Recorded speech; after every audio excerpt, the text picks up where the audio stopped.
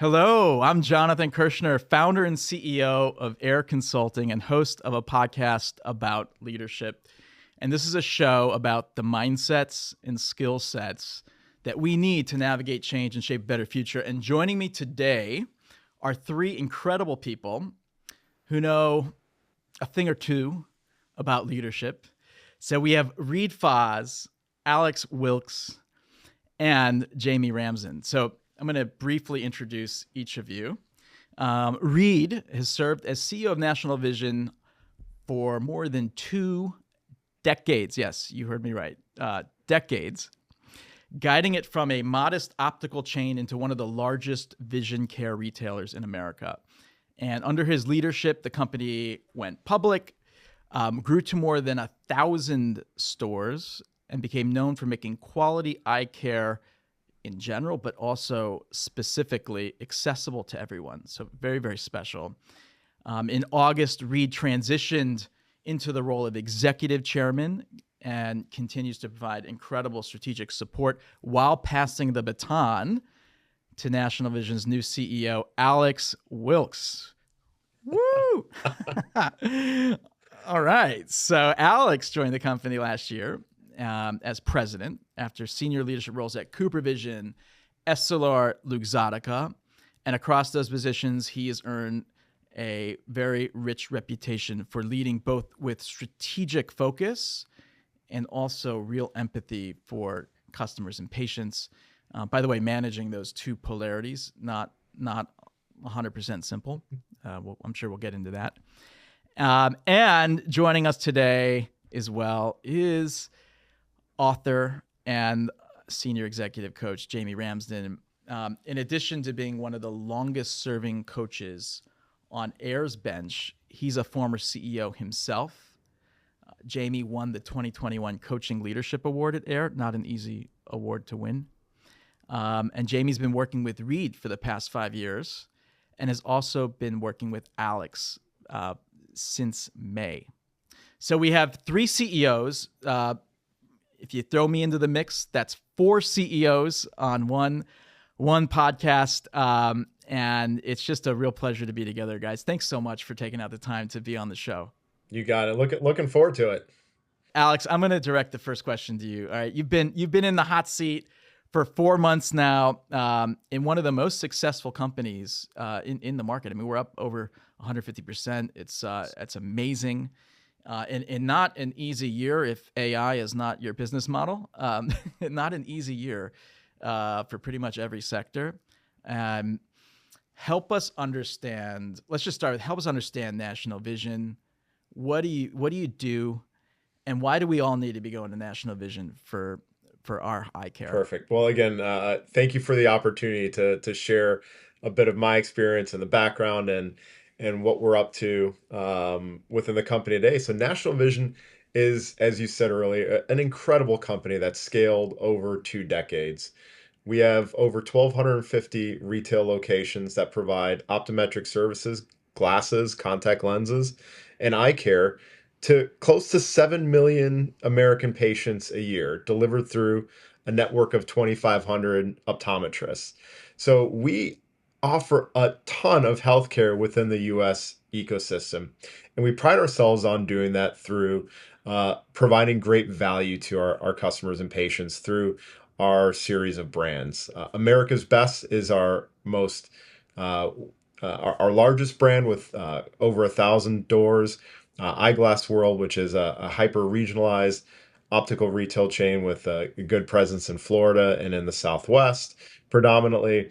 And then we also are proud to provide optometric services within the military exchanges as well. It's a great business for us too. So that's the kind of combination of national vision. So think about us as your high quality, high value provider of eye care and eyewear throughout the U.S. And did I hear that right? 7 million? Close to 7 million patient encounters per year. It's absolutely incredible, and just the power of being able to see and that gift that so many of us have. and to be able to help in that way is just I mean, at that scale, like it's a nice percentage of the country, right? It's a category that resonates with me personally. I mean, I've been wearing glasses and contact lenses since I was a teenager, and for those of us who have entered the category, you know how life changing it is to have quality eye care, quality eyewear, and the ability to see clearly. Actually, I mean, seventh grade, I was getting headaches. I couldn't quite figure it out, and lo and behold, it was I just needed some better glasses and probably a few other things, but um, that's fantastic, Alex. Thank you for helping us understand the incredible landscape that you're immersed in every day. Reade, you've led the organization for more than 2 decades. I mean, you basically took it from infancy to this Goliath of a organization with an IPO on that journey. Can you bring us on that leadership journey and just like help us understand what it's like to be on a 2-decade plus journey? Well, I guess it shows a distinct lack of imagination. Who knows? But first of all, Jonathan, I want to say I'm really complimented to be invited on here, especially to share this with Alex and with Jamie. Alex, because I just could not be prouder of the work he has done with National Vision and what he's done in such a short time to make it an ever better company. And Jamie, because frankly, I've learned so much from him over the past several years. Jamie, of course, has published that great book, Let's Go. And in it, he has a lot of leadership concepts. I might just reference a few of those because they were,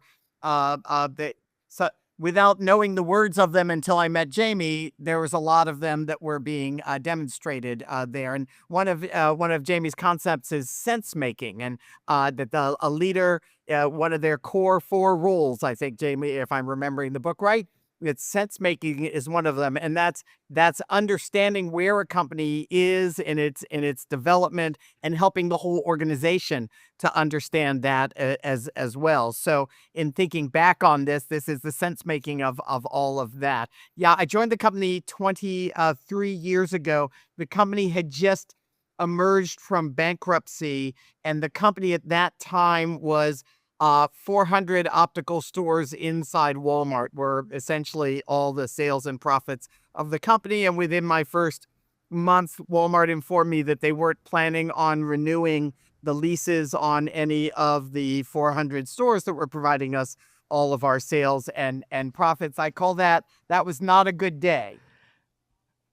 That's a hell of a way to start a job. Your largest.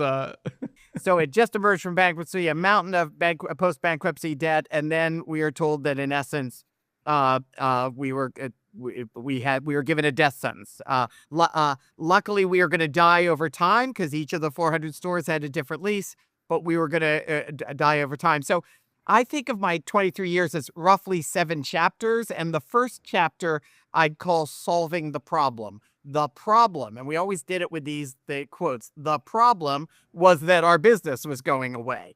And so solving that was finding a way to find something that would go like this because our current business was going like that, and you needed it to go like that faster than it went like that to not go bankrupt and die again. And we always did these hand motions. It kept it very simple. And the first stage of this was another one of Jamie's leadership principles was community building.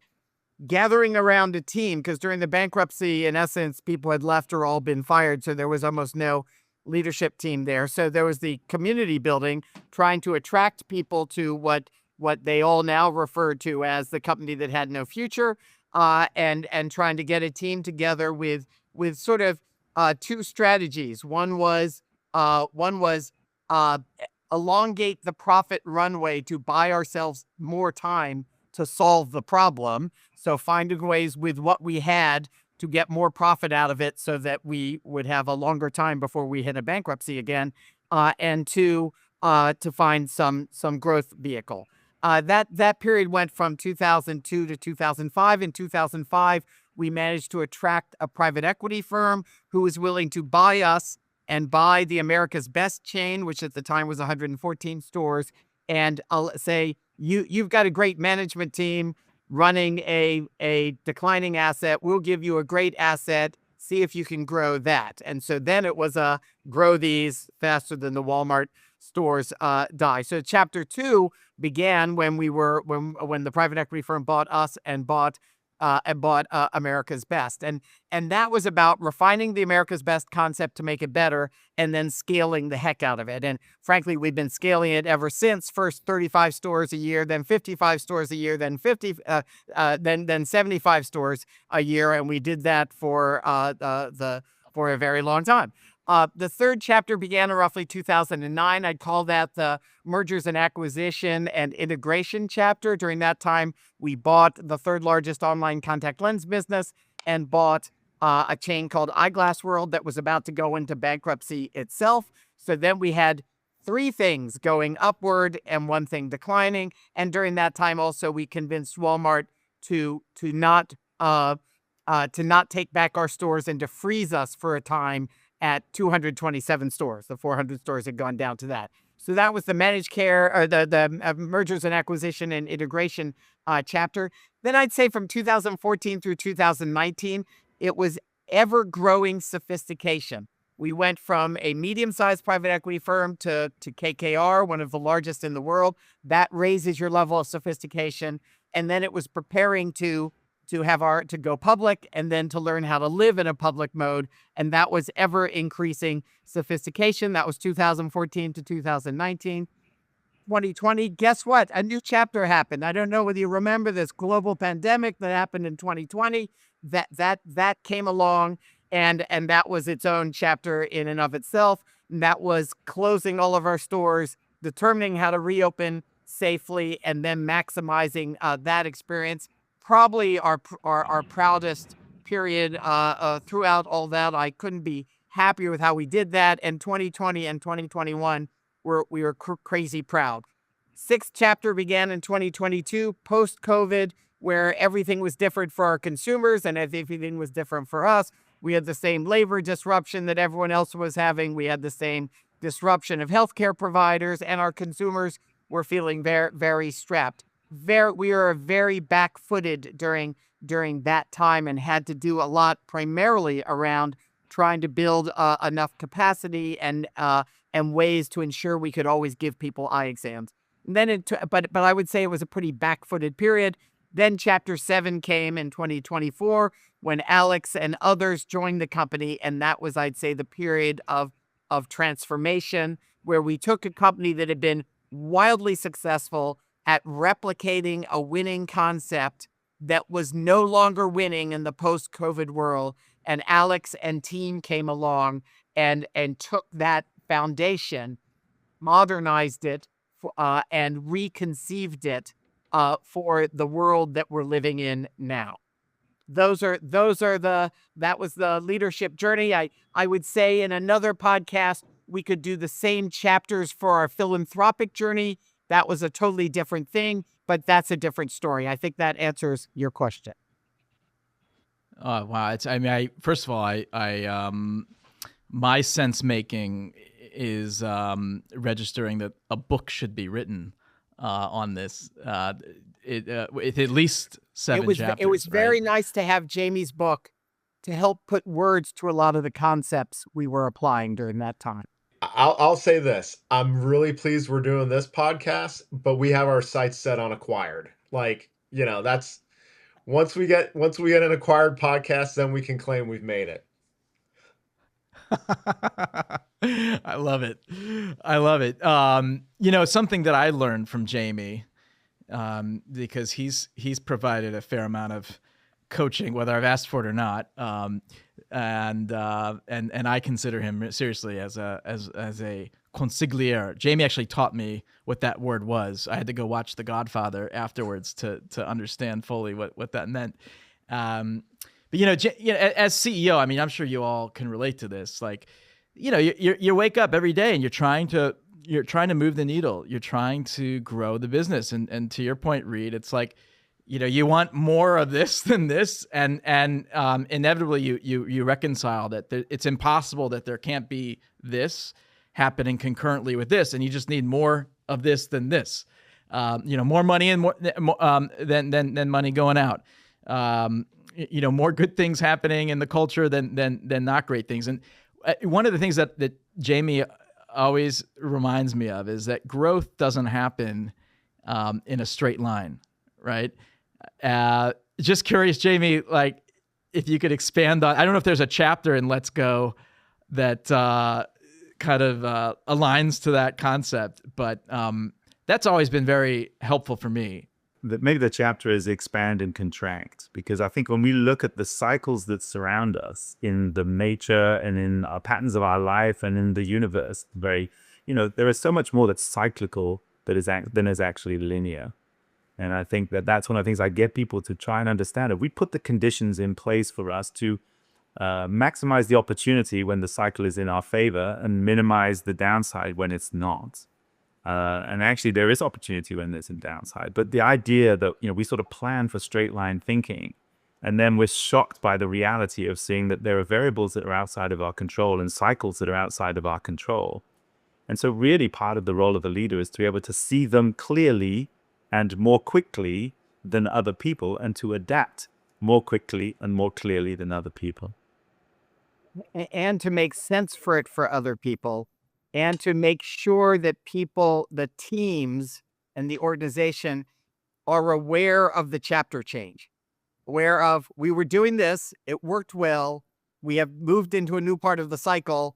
Hey, everyone, let's all recognize that and try to figure out what are the rules of engagement and the game plan to win now that this has changed on us.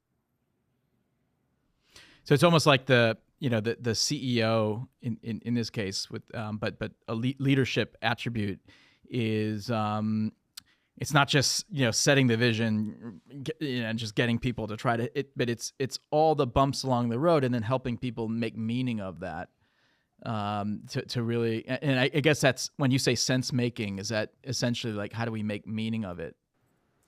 Well, here's what I'd say is, one of the things I think, and we may have talked about this recently, but normally the organization will come to us with what we call in the coaching world the presented problem. So somebody walks in our office, or they knock on the door, they send us an email, they send us a text saying, hey, here's a challenge that I have. And it can manifest itself in various different ways.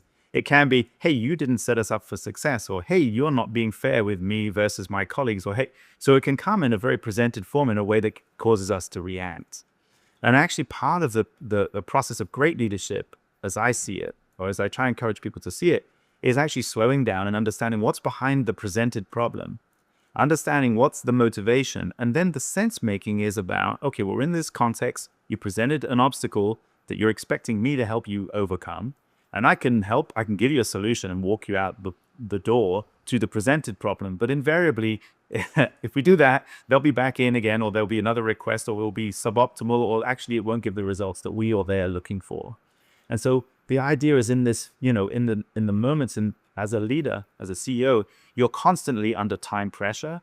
And so where and how can you slow down in order to be able to have that conversation and to understand the motivations of others, and then make sense for them, is to build this pathway to give them the agency to go and solve it themselves with some input from you. And maybe that they came to you because they were missing something that could have been information. It might have been a network or an introduction. It might have been a resource. It might have been a reframing of the situation or a sense making that they didn't currently have. But it may sometimes just be permission and confidence to go and take the action that they were going to take. And so if you're able to do that, I call these the magic moments of truth, the golden moments of truth, where the organization comes to us in some way, shape, or form with a problem that we feel obliged to fix. And we may fix it at the surface level and say, okay, it's gone. But often, invariably, it comes back to us in a different form. And that's when we realize, oh, I didn't really see what was going on. And so I'm encouraging people, I always encourage people to sort of stop in that moment and say, hey, here's an opportunity for you to make sense of this situation for that person, and to build the bridge to connect their work back to the strategy, the vision, the direction that we're on. Jamie, I love that. I find personally one of the hardest things is slowing down, because there's just so many forces that are pushing you to speed up, right? And it's like one of the hardest things to wrap your head around as a CEO. And actually, like when I work with CEOs and I'm working with, say, new time, early on CEOs versus more mature CEOs, one of the distinguishing qualities is this capability of knowing how to operate at like multiple gears and know when to like slow down to speed up, right? Reade, you were gonna say Well, I something. just think that, we are talking about organizational sense making, and I've always liked the expression that heightened self-awareness yields heightened effectiveness. And I think heightened organizational self-awareness also yields heightened effectiveness. But, the challenge of being a CEO in a high pressure situation, so much of it is a mind game just with yourself. Just dealing with managing your own brain and what it's doing. And again, this is why it's great to work with a coach like Jamie. Is you've got someone who you can open up to, who you can share all the good and bad with, and it raises your self-awareness, and it is helpful for you to try to wrap your mind around the pressures that it's causing for you. Well, that's a really good segue into something I'm really, really curious about, and that's CEO succession, right? So I'm a founder CEO. I've been CEO for 16 years. Right? So that's 16 years of muscle memory. If somebody asks me, about AIIR and about my life, it's like it takes a moment for me to separate the two. My identity is pretty, wrapped up in the business itself. I spent a lot of time, at work, but also like these decisions and a lot of the strategic decisions that we made in this organization, they've come from me, right? I can't imagine not being CEO.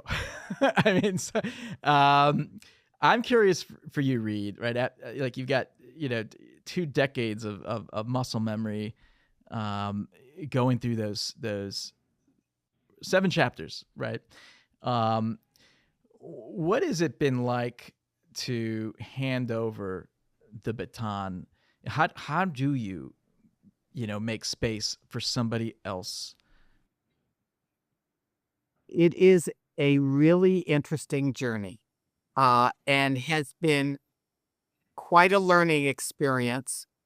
And as you could imagine, you're managing yourself, because I think at one point in time you used the word identity, and your identity does become sort of enmeshed. There were 2 sort of big moments for me in this journey. On the plus side, there was a lot of longevity and tenure in a lot of folks in the organization, which says a lot about keeping people and memory and that. And in a time and place when winning was about replicating winning formulas, that was wonderful, because you wanted people who really understood how to make the recipe and not to put in things in the recipe that didn't work and all that. So and frankly, pre-COVID, a lot of success for a lot of businesses was, if you've got a winning business model and you can replicate it well, you can win. And that was a lot of our success.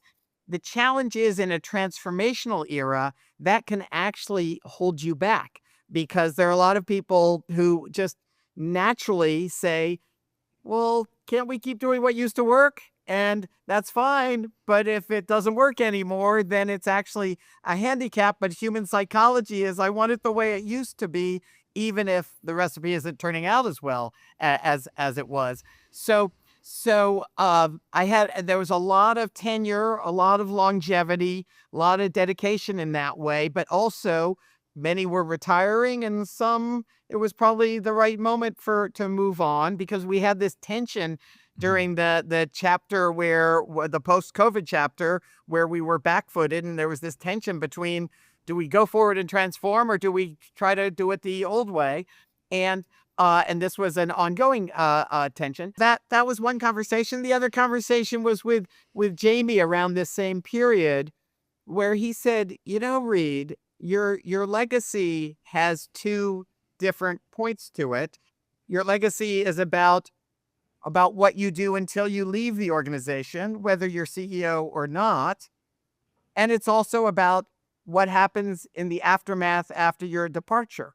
And in the conversation, of course, great leaders don't leave organizations that fall apart the day they leave. And what's a natural instinct of all of us as parents? You want your children to do better than you do, right? You don't want to say, I was great and boy, my kids screwed up, they didn't get anything. You want the next generations, and bearing in mind that your legacy is not about just the time you're CEO, but the time until you leave the company, and also what happens afterwards. And I think Jack Welch's image is tarnished by the fact that the company never did as well afterwards. It didn't go from strength to strength. Our company, National Vision, is going from strength to strength because of Alex's leadership and the team he has brought in. But I'll add one thing. It has been a journey of, in terms of my own mind, managing my maturity. There's a natural feeling of defensiveness. New people come in, and frankly, it's very hard to transform a business if you've been running it for 23 years or 16 years, Jonathan, just saying, because the thing you think you fixed 2 years ago, you bring in some fresh eyes, and they say, wait a minute, that's not fixed. I thought it fixed it 2 years ago. Or they come in and there was something you really believed in, and they point out not, and the maturity comes in, A, not being defensive, and B, encouraging them to transform, and feeling great that their success is actually also your success, although it's their success. It's great, but it's like so much, it's a mind game. But in this period of time, I actually personally am very proud of that. Jamie and Alex know I very much like Broadway musicals and the communications they have. There's a song in Hamilton. It's about George Washington leaving the presidency and going back to Mount Vernon, and the song is called "Teach Them How to Say Goodbye." And I'm hoping that there's a little bit of that in this. So, wow. Well, first of all, I'm going to have my podcast staff end the podcast with that song. So we'll make sure that gets included here. And by the way, I could only do it because I got the right successor in Alex, who waltzed in with a real vision, a transformational vision that was a winner. His first day was a strategy day, and he was not I'm going to sit back 90 days and watch. He was let's go. He jumped right in, and it was great from there. Yeah. Well, I would actually, so there's so much in what you just shared, Reade, and that piece on maturation, because you go buy a book on CEO succession and there's the playbook, but that piece on maturation is a internal process of essentially relinquishing ego and aligning yourself to what's best for the organization. And it's a really, really hard thing. I've coached a number of leaders, going through a succession process. And when it doesn't work, it's because that maturation didn't happen. You could follow all the steps in any of the playbooks. If that maturation piece doesn't happen in parallel, it just doesn't work. There's a term I use in my head, which is called becoming audience. Okay. So audience, because Alex is the key player right now. He is the player. And I am stepping back, and in most meetings that he's kind enough to invite me to most everything, I try to become audience. I'll share things with him quietly, the two of us, but audience. And think of a soccer field. Who's on that soccer field? The grandparents. They're not out there playing, but they are playing an important role. That kid out there on the field knows his grandparents are watching, and both the kid wants to sort of make the grandparents proud. And when things aren't going great, the grandparents can be very soothing. That grandparent who is audience on the soccer field, they're actually playing an important role being audience. They're not the key players in any way, shape, or form. Audience. I love that. Thank you, Reade. Alex, I'm just curious. Okay, so you've come into a kitchen with a winning recipe. And so now you have to make, and I'm sure, so there's just tons of legacy and winning recipes. And yet I'm sure there's aspects of the business that you see, like to Reade's point, like there's things that you see that he doesn't see, Sure. right? How do you do this? Like, I want to hear from your side. How do you decide, what do we keep the same? And what do we preserve? What do we disrupt or begin to experiment on? And how do we manage a transition like this? Maybe you could help us understand CEO succession from your perspective. Reade and I have known each other for quite some time. Like I was in the industry. Reade and I were on an industry board together. So we knew each other. We were friendly. Reade was a sounding board to me as I was thinking about career changes throughout my earlier tenure. And even though stylistically, Reade and I are different, more than we are alike. However, we share a really strong set of core principles and values. And I think, even just taking that back, when I think about like why our transition is worked so well, it is because of this idea that we have embraced and appreciated each other's differences. And Reade has certainly embraced my kind of leadership and personality nuances that I think are fairly different from the stylistic mode of the organization historically. And that has helped to kind of drive the business in a different direction. And so a bit of the advantage I had too was knowing the National Vision story, both as a kind of competitor from my previous employer, from a supplier to National Vision from my previous employer's perspective. So I had a strong thesis coming into the company about what needed to evolve that wasn't necessarily evolving, where we had, as Reade had coined it, we were a very strong analog rigid replicator of a winning recipe. But the consumer had evolved. The needs of the optical category had evolved. And the the brand experiences, the approach to marketing, the approach to merchandising hadn't necessarily evolved in a dynamic way to meet the consumer where the consumer now was in the 2024 time period. So coming into the business, I talked about, change in degrees of pivot. And this was not a 180-degree kind of turnaround situation, but it was a business model that probably needed a 90-degree turn of the dial in almost every way. So Reade and I talk a lot about this rapid modernization of National Vision.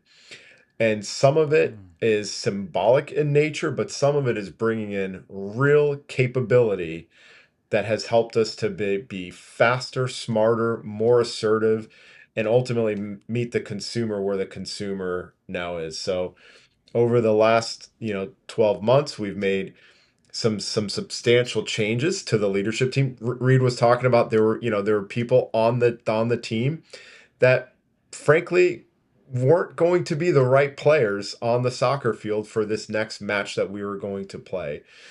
And I think one of the leadership lessons learned I've had over the years is, you can identify fairly quickly if you have a player on the team who can play the game go forward, and if you have a player that with a little bit of coaching can contribute, or if you have a player that might have all the talent in the world, but is not a cultural fit for the type of game you want to play. Mm-hmm.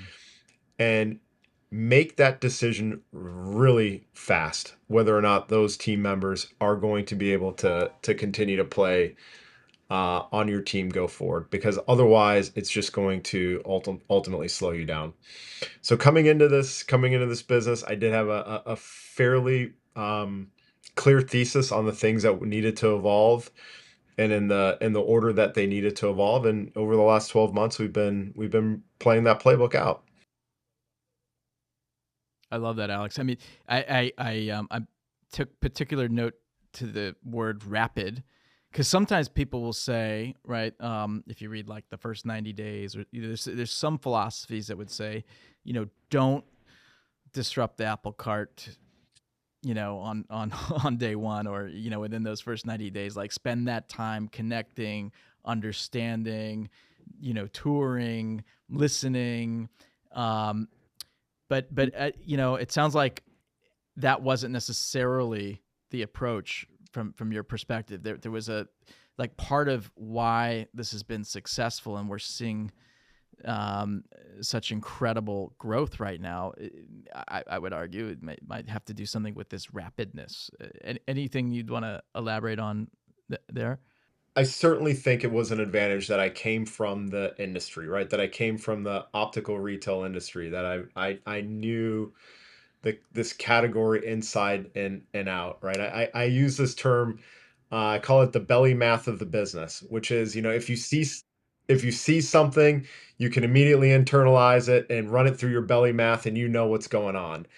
And, I didn't have to learn new belly math for this business, right? I mean, it was, from pretty clear from the trajectory of the business and where there were challenges to rapidly identify where some of the challenge exists, and where some of the friction points were that needed to be addressed. So that was certainly an advantage, and coming in with a strong strong thesis of things and the order in which they needed to be addressed. And I don't have, it's funny, Reade was talking about the 7 chapters, and over the last couple days in New York, I've actually been talking to investors about the eras of 24, 25, and 26.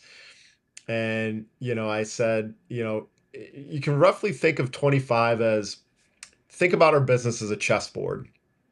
And in 25, we moved probably 70% of our chess pieces into the right position that we wanted the chess pieces to be in. Of those 70% chess pieces, we probably put 50% of those pieces in motion to start attacking the things that we wanted to attack. But there's still another 30% of chess pieces that we have yet to move, and certainly haven't moved in a position to kind of to attack it at the moment. But we have our game strategy. We have our plan baked of what that's going to look like. So also thinking about, yes, we did move things rapidly and with urgency, but the team has also built a fairly substantial longitudinal game plan for how we're going to attack the business over multiple years. And we've been very, very deliberate about ideas that are additive to the consumer and additive to the business. But these are some ideas that we're not going to touch and work on until 2026 or 2027, and being disciplined about not chasing some of those things until we've moved our other pieces and gotten leverage out of the other pieces that we've moved in place first. One of my favorite chapters from a book, The Hard Thing About Hard Things, by Ben Horowitz of Andreessen Horowitz. I think the chapter is called, we're playing chess, not checkers, right? When we're CEO. I introduced you as strategic, and that was probably the most strategic description of a strategy. 50% of this, wow, it's pretty impressive. And it is interesting, like great CEOs are doing something really incredible. They're living in the present, informed by what's happened in the past, but there's also this like plain of consciousness where you're living like in the future and you're doing it all at once. It's pretty impressive. I love that. So maybe just to get really concrete and practical, there's a lot of CEOs who are going through this and not having as much fun or as success. And there's a lot of CEOs that will be going through CEO succession. I want to ask you, Reade and Alex first, and then Jamie, I'd just love to get your perspective as well. What advice would you give to CEOs going through this? Yeah, I think it is back to what I'll anchor back to what I said previously. Having this um, transition dynamic where you have a really deep respect for one another, both the differences and similarities and shared vision. That is so critical and crucial to this relationship. And Reade and I agreed early on that if there were ever like things that were foot faults, we'd pull each other to the side, we'd talk about them, we wouldn't do it in front of the team. We'd have meals together where we could, where we would share our insights, we would share our beliefs, but then ultimately, you know, I'll just give all the credit in the world to Reade, right? He has said, this is you're running the company. I will give you my advice, I'll give you my counsel. But when he says, I'm sharing this with you for you to do with as you see fit, it's a sincere you do with it as you see fit. And I sincerely sometimes will do nothing with the things that Reade has said, do with what you see fit. And I know that's okay, but he also knows it's okay, and that I'm not, if he's given me the stimulus, I'm not just like, let's say I don't do anything with it. It's not like I ignore it. I process it. It goes through the calculator. It goes through the belly math, and everything is considered. And I think Reade having that trust in me, that has made all the difference in the world. The second piece that I think has been so critical, and one of the reasons that we have been able to move fast is, Reade's legacy of a humble, truly leader servant, servant leader within the organization. You can't put a price on the goodwill and a price on the kind of cultural power that places on and responsibility that puts on Reade's shoulders. Him getting out in front of the team and saying, hey, I embrace this. I support this. I genuinely am supportive of this transformation strategy, helps put people at ease. And they said, okay, it's going to be okay. We can buy into this. We can adapt to this new way of thinking that is in some cases very counter to what they've been used to. But having Reade's support and having his not only blessing but cheering on of the team, I think has just help it all go so much faster. I love that. That those are some incredible nuggets. I think about, so you kind of like set some norms between you. How you're going to behave. There's these sort of rituals that you built in to like not only like build and grow trust, but maintain it. Through dinners. But then like the shared values. That's really what's striking me. It's like you might have differences in like perspectives and strategy, but it's the shared values that really makes it all hum.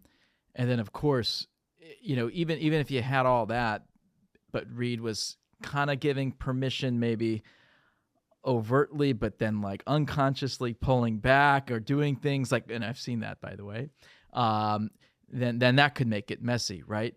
But what I'm hearing is that like Reade's full-hearted support, and saying, you got this, right? That's actually crucial. It's a crucial ingredient to this. There was something also that was, gosh, it seems like an eternity ago now, but when I first joined the company, and I mean, I think it was pretty obvious that I joined with the intention of this succession, that it was going to occur.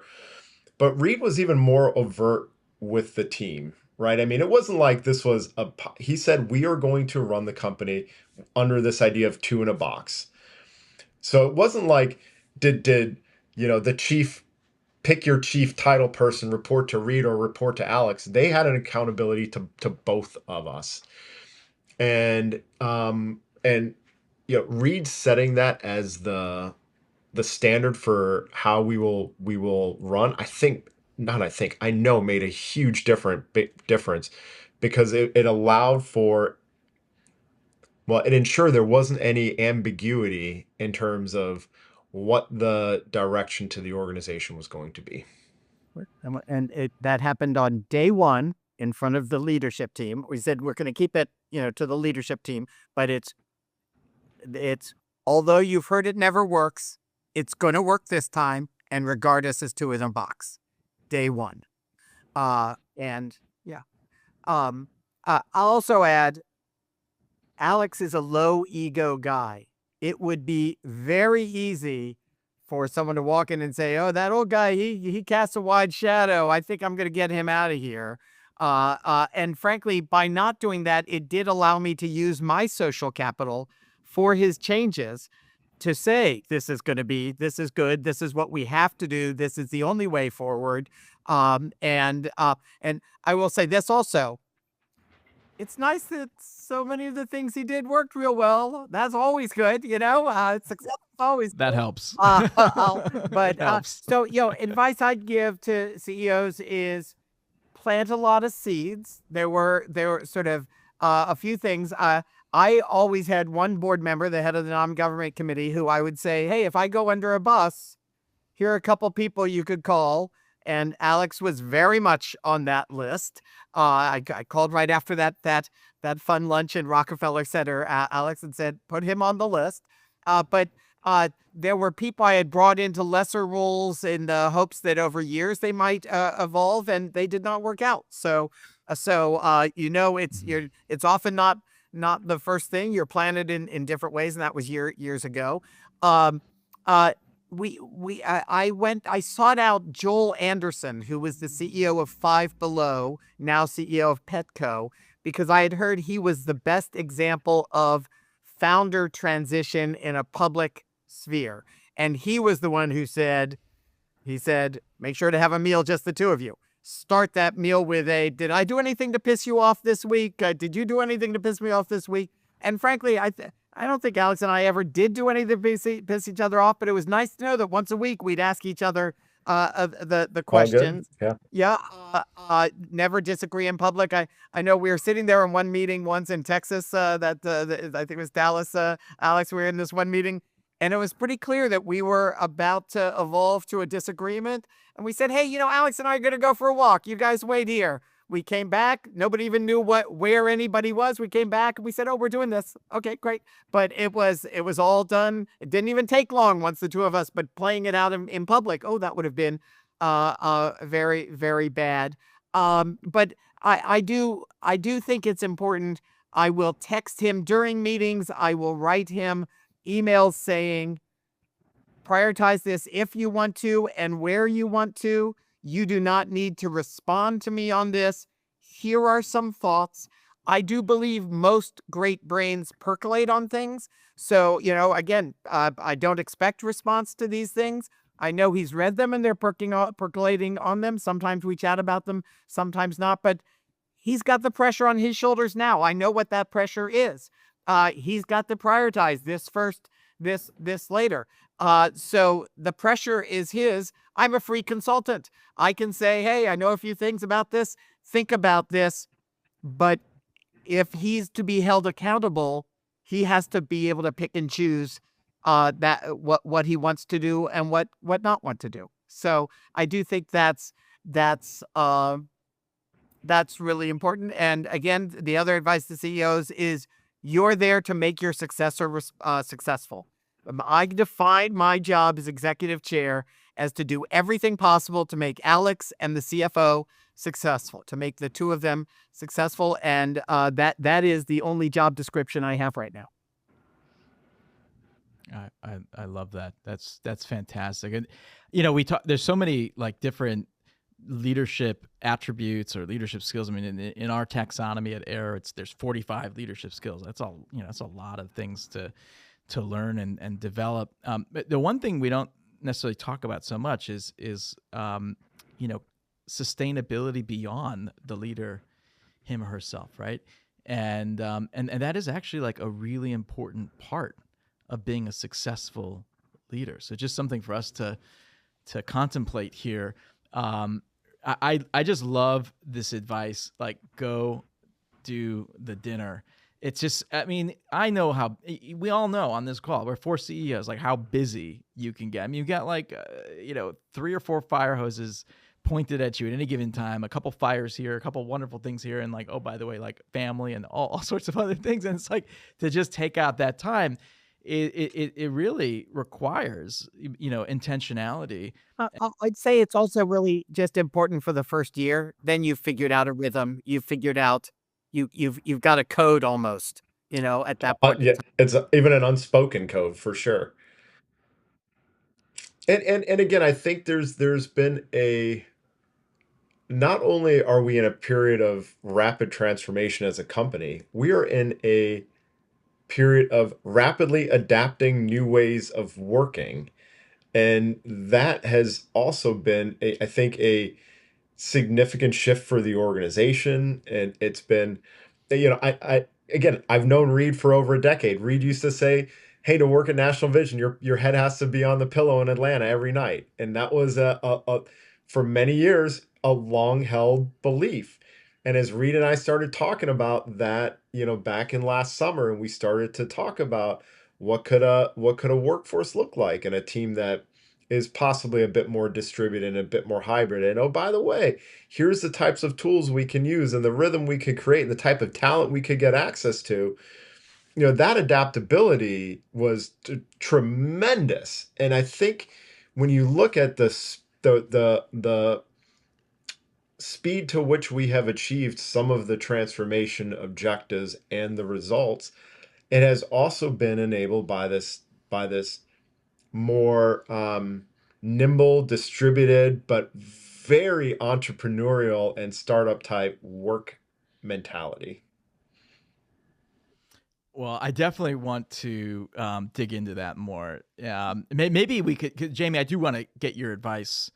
But since we're on this topic of distributed workforce and the pretty dramatic change, I'm just curious, like, how is that working? Going from, being an in-office culture to, I mean, Alex, I mean, are you even in? You don't look like you're in the office. I'm currently in New York because I was in investor meetings, but I'm in the But office. explain the philosophy, Alex. Explain Yeah. because it's a great philosophy and pretty ingenious. So, one, we said, okay, as a business, we spend historically we'd spend millions of dollars a year relocating people, and we would spend a lot of money on recruiter fees to find people who were, met the job spec and who would be willing to relocate to Atlanta. We said, okay, well, maybe through our networks we could find other talented people who would be great for the role, who have category expertise, but maybe the location. That was kind of that was the starting point of this ideal. Then we said, other things have changed post COVID. The way people work on Teams has changed. They're not just for meetings. You can use Teams to deliver content. And if I think that Teams used correctly can be an incredibly powerful tool, and a little bit contrary to how Teams is used in other places. Having a Teams meeting that's a business review, that's content rich, where everyone is virtual and paying attention to the one speaker and focused on nothing but the one slide or the one piece of information that's on the screen, I think allows for a real rich acknowledgement and understanding of the content that's being discussed. So these are kind of some of the stimulus that we were thinking about, we were talking about. So we said, all right, listen, what if we actually looked at a year and we said, we're going to schedule, we're going to be purposeful about our weeks. And we're going to create a week that is a virtual week that is going to be structured around content-rich deep dives. And we're going to have a week a month that we plan out through 26, where we bring all senior directors and above, regardless of where they are, we bring them to the office in Atlanta, and we are deliberate about the agenda. We have small team meetings, and we schedule everything from happy hours to team-based events, and we've really become prescriptive about how this rhythm works. So that has been what we've implemented, and it has worked fantastically. And Reade and I joke about this. We're like, collaboration week is really my Trojan horse to get people to work from 8 in the morning till 10 o'clock at night, right? Because they start in the morning, and then obviously they go on to dinner, and we're still talking about work stuff, until 10 o'clock at night, but in a bit more of a social setting. Then we put some rules in place around, like, even when we're in the office, like if you don't have more than 70% of participants ready to be in a room, then everyone goes on Teams. So you're not creating a dynamic where there's, where there's 5 people in a conference room and 5 people on Teams, right? So, it sounds odd, but like putting a bit of rigidity and process and structure has actually been incredibly freeing for the organization, because it's in that predictability and in that structure that it creates the connection points that people were worried about not having if you worked in a distributed way, because it's all you're like, oh yeah, I see how I'm going to get the same kind of connection points to play business along the way throughout the cadence of the month. I've also noticed in non-collaboration weeks, Alex tends to have the larger team meetings on Fridays. I guess he wants to know whether people are there on Fridays, and they're all there because, yeah, but I think that's pretty conscious Yeah. as Well, well. I will say there was a text message from Reade that I think might have been the closest I've ever gotten from a mandate, which is, Alex, you really think we got to schedule these deep dive meetings still at 4 o'clock on a Friday? And I'm like, all right, point taken. After 7 hours of them. Let's ratchet that back. But it's something really, I think, what the structure has allowed is predictable connection points that we have not lost a beat by not having people all kind of co-located continuously. And Jonathan, to bring this up to the umbrella thought of some of the things you started with, all of us have hired lots of people in our lives. All of us have brought in people to our organizations. And isn't one of the great joys of running a company and of leadership when you bring in somebody for any given role and they start doing things and you think, oh my God, I wish I had thought of that. What a great idea. I wish that had occurred to me. I've got the right person in that role because I am learning by watching them do their thing. That is the great joy. And Alex has brought so many things where I said, wow, I would not have thought of that. It's such a great idea. Isn't it wonderful? And again, that is the joy of leadership, getting to watch people come in and teach you things in their new roles.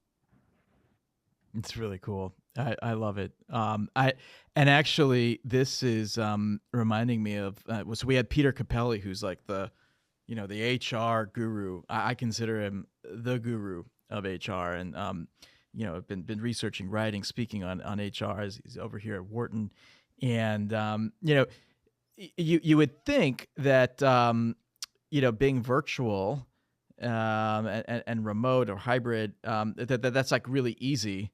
But actually, the organizations that are actually successful with a virtual first or hybrid model, it's not because they just said like, okay, just do your work and be flexible. They actually have a lot of structure and expectations set and norms set. So to your point, Alex, you were like, oh, it sounds kind of weird, but that's actually the critical ingredient to success. Otherwise, you start to see a degradation in culture, and sort of a haphazardness of like, come, go when you want. So I just love the intentionality and the expectations that you set. And I think that is, as silly as it may sound, it is probably why it works so well. What's interesting, like to me, even as an observer of our collaboration week, when we mandate that entire team is together, you compact a bunch of energy and ideas in a short kind of time frame. It almost forces you to be nimble and fast and make decisions and come to alignment, because you have this finite amount of time to kind of land the plane on this thing, and then you have 2 or 3 weeks to kind of go work it before everyone's back together. So in a funny way, Reade teases me, that I'm a Peloton addict. You're a Peloton addict. One of my favorite genres of Peloton classes are the HIIT classes, the high intensity interval training. And so I was talking to a pal of mine from outside the company about, this, and he's like, Alex, you basically turn your work calendar into like a HIIT training class. Like, you do high intensity, low intensity, and then back to high intensity. So you basically calendarize the business around how you like to exercise too. So I thought it was just a fun observation. I absolutely love that.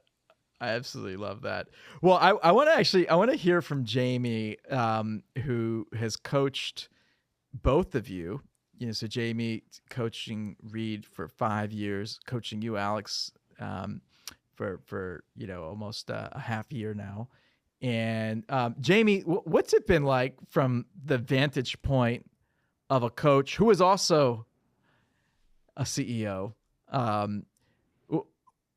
has this experience been for you?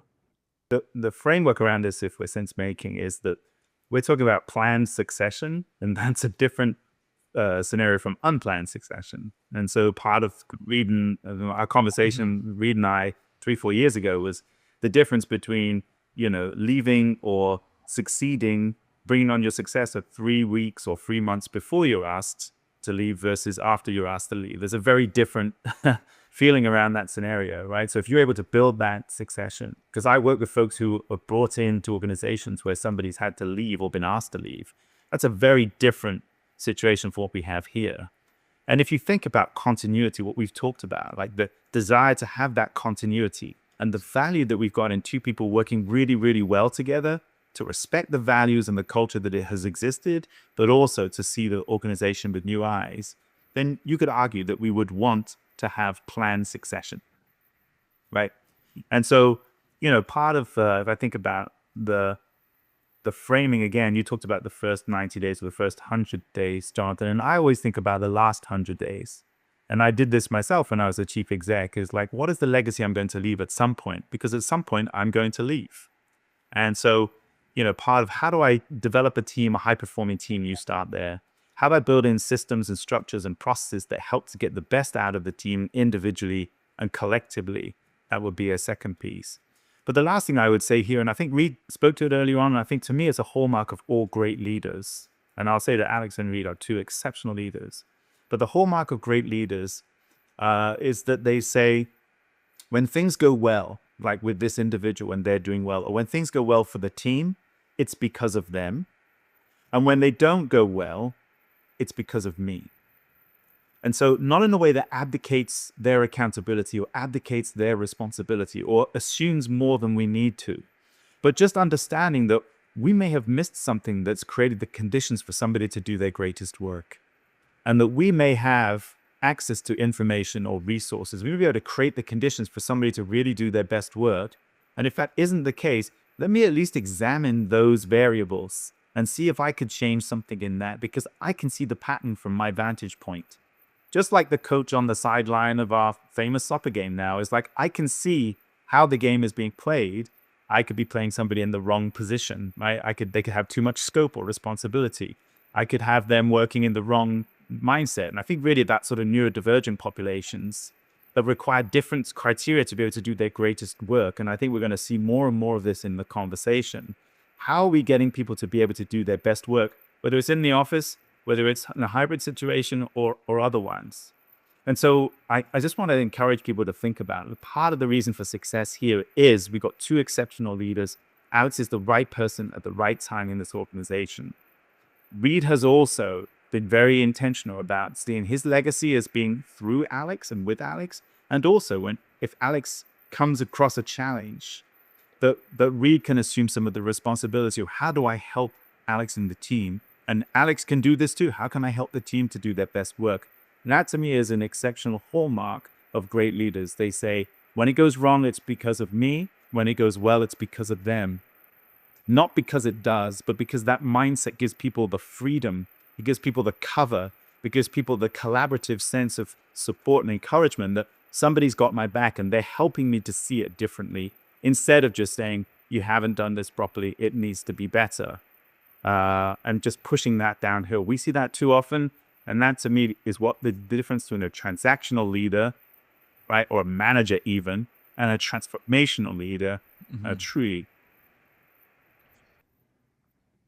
That's amazing, Jamie. I'm so obviously I'm a huge fan of your book, Let's Go.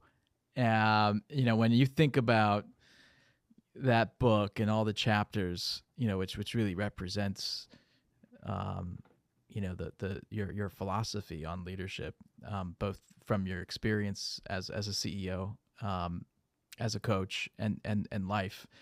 What concept is most salient? Like, what comes up as being hyper relevant when you think about Reade and Alex and the work you've done? You want to hear from these two gentlemen. You don't need to hear so much from me. My job is to frame. But there's one called Perform, Prepare, Recover, which talks about, we normally spend 60% of our time performing, 30% preparing, and 10% recovering. And we'd extended that conversation, Reade and I, to think about, where are you spending your energy? Is it tactical, short-term, medium-term, long-term?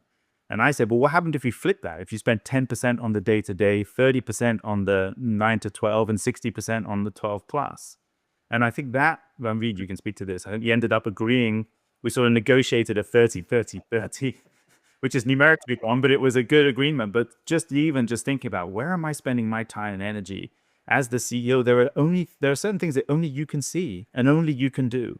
And so if you're dragged down into the organization, like most people are by the day-to-day fires, like the gravity pulls you into the organization, then you may not be future-proofing, your business against the vagaries that are out there. So that would be number one. Reade, I mean, you can talk to that too, if you like.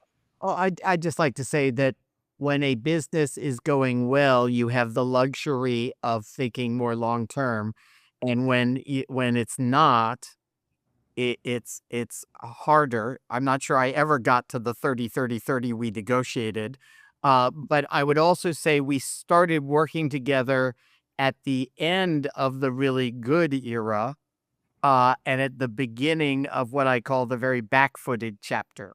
And the back-footed chapter, you just inherently get shorter term. What has been wonderful is when Alex arrived, in terms of your rule of future shaping, Alex has been able to bring a longer term orientation to the business through his approaches and ideas than I was able to. But again, I had a working model that I could replicate really well and replicate well into the future. So success when we went IPO was, look at the last 3 years, we're going to just keep doing that and it's going to keep working. And it did till the end of 21 when it stopped working. And then the second one, Jonathan, would be about the stories you tell. Because all great leaders, we have two exceptional storytellers with us today, right? There are two great, and I find that that ability to be able to really, when you think about sort of, leadership, future shaping is about being able to look into the future and tell a compelling story that galvanizes a group of people to want to build a better future, right? That the ability to be able to tell a story right? And we're telling, the story is evolving now under Alex's watch. The story is evolving about what we used to be. The chapter is closed. Now we're evolving the story. But the storyteller, the values that underpin the organization, the culture that we bring, the impact that we have for people across the country, 7 million plus people across the country and counting, the storytelling capabilities of a leader are something that I think is absolutely critical. And so not just the story we tell about ourselves, but the stories that we tell about the team and our teammates, the stories we tell about the world that we live in, and then the most compelling story of all is just the one about the future. I love that, and obviously you have to be a great sense maker, because that's sort of the story forming, and then it's the articulation of that, which is the storytelling itself, right? Reade, yeah. Sitting on the sidelines watching the game, you have an ability to see the story unfolding. And frankly, it's one thing if Alex is telling the story, and that's an important part, but it's another thing and gives an added validity if somebody else is telling the story, and even pointing out bits of the story to folks from the sidelines. Amazing. All right, so we're moving into, this is my version of the lightning round. So I'm not Jim Cramer, and we're not talking stocks. We're talking leadership on a podcast about leadership. And so lightning round on leadership. Okay, it's Q4, December 2025. We're moving into 26. Alex, I know you're already in 26 in your head. We got AI innovation curve going like this. We have a pretty confusing economy. There's a lot of stuff going on, geopolitically. There's an interesting consumer right now in the U.S. It's just a whole confluence of factors that make leadership not checkers, but more conducive to chess. And something we talk a lot about at AIIR is that, change, which used to happen in sort of episodic ways and then more accelerated ways, change seems to be now just like a constant. It's like we're living in change. So, having laid out that landscape, what advice, would you give leaders, when you think about, the year ahead, and the times, that we're in and where things are trending, what advice would you give leaders? And maybe I'll give each of you, up to 2 minutes to share some parting advice for leaders. Don't accept the status quo. Really understand your customer, your consumer, your business. Be willing to challenge past assumptions. Get to an insight that you may not have had before that allows you to take advantage of a nuance in your business, the market, the macro, whatever. And focus on once you've kind of nailed those insights, then focus on execution. Remove roadblocks along the way. Be very deliberate on what you're going to focus on and what you might not. You can't juggle 17 balls, and you got to be mindful of you're going to let some drop, and that's okay. But once they're on the ground, continue to focus on the balls you're juggling, and don't think about those that have dropped, and just keep those that are going up in the air, and keep just hyper focused. I love that. It's okay for a couple balls to drop, insofar as we are being conscious about letting those drop and focused on the balls in the air. That's beautiful advice, Alex. And in an ideal world, you would have Reade on the sidelines cheering you on, as you're juggling. Amazing. That's awesome advice, Alex. Reade. Well, Jamie referenced this a moment ago, the conversation where I went to him and said, and said, hey, learning this concept of 60-30-10, that an organization should spend 60% of its time on the year ahead, 30% on 2 to 3 years, and 10% on the period thereafter. Jamie then came back to me and said, yeah, that's the organization, but you as CEO should flip it 10% on the next year, 30%, 2, 3, and 60% beyond that. I don't believe in this day and age that's possible to achieve, but in my relationship with Alex, there have been sort of chapters of this. The first chapter was his presidency and evolving to take over as CEO. The next chapter was sort of, he became CEO on August 1, and we sort of agreed. He had this big investor presentation in mid-November. He said, well, why don't we say now there's this chapter of Alex is new to CEO and sort of rallying Wall Street around this, and why don't we make sure everything goes beautifully for that Investor Day thing? And frankly, Alex and I are getting together next week to say, okay, what's the next chapter in our relationship here? How can we do that? And for me, preview of what we're going to talk about next week, Alex, is should I be working now on much longer term things? I do think now, Jamie, I probably could in this role do 10-30-60, not in Alex's role. And I don't think Alex can do 10-30-60 for a great many years. It really has to be going so well, and still a great aspiration. But I think it is figuring out how to balance the long term and the near term that's so hard in this transformational age. AI is not going to make us a ton of money in the next 6 months to a year, but to ignore it will kill us.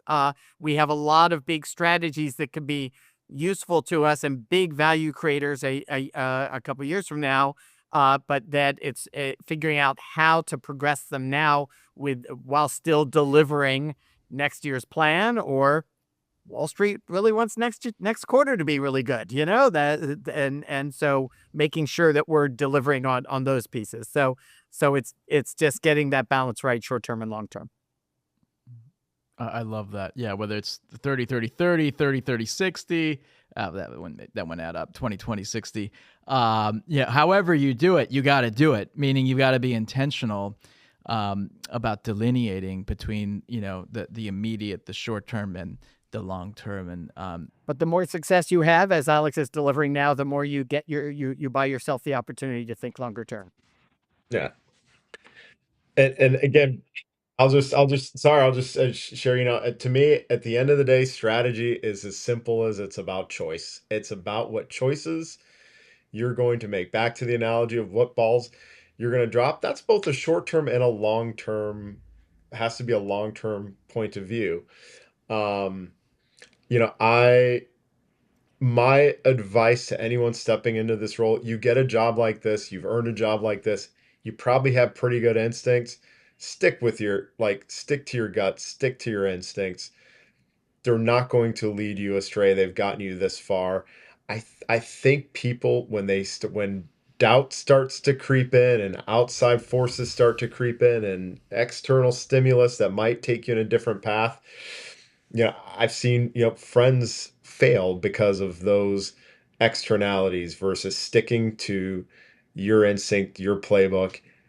Certainly being, influenced, but if you have a strong conviction on something, then, have strong resolve and see it through. I love that. I mean, it's appreciating our intuition, or as this new term that I've learned, our belly math. I absolutely love that, Alex. Love that. Jamie, you're last. When I wrote the book 20 years ago, we were in the midst of a technological revolution at the time. That's what we were told. All the articles were saying the same things that I'm hearing today. And I wrote the book as the antidote to that, which is about leadership. If strategy is about choice, Alex, then leadership is about people. And so you don't ever forget that people run your organizations and people buy from your organizations. And so it's so easy to get consumed and think every generation thinks it's special. We think that we're in really radical times, and there is a lot of uncertainty for sure. But this piece of research is really interesting that said 1880 to 1920 was actually more disruptive than 1980 to 2020.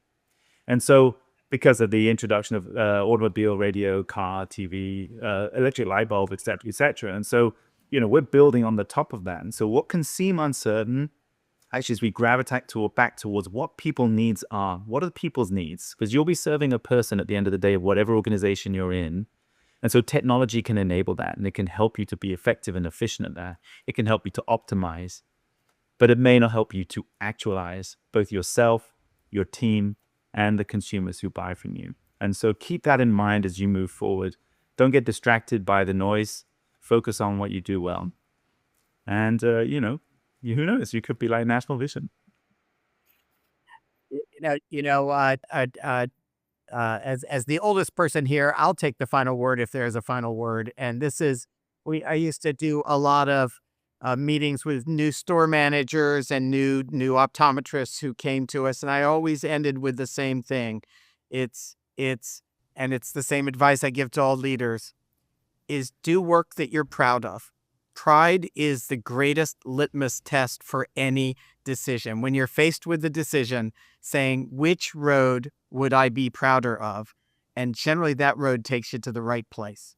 And it's just such a great guide. So the best piece of advice I can give of anyone is do work that you can be really proud of and aim high. Ooh. Do work that you can be really proud of and aim high. That is a perfect way to conclude our podcast on leadership right now. Gentlemen, thank you so much for sharing your stories, your wisdom, for being a little vulnerable. And this was just fantastic. I took so many pointers away from this, and this notion of optimization versus actualization. Jamie, that's a long walk, contemplation there. And really this idea of like the art of how to say goodbye. We'll end the podcast with that song. It's if you don't get that right, you can't say hello. And it's really a beautiful. It's just amazing to see it happening and unfolding in such a beautiful way. So, thank you very much, Reade, Alex, and Jamie, and looking forward to a part 2 on philanthropy. Okay, anytime. Bring us both on. Yeah. All right, you guys. Great to see you.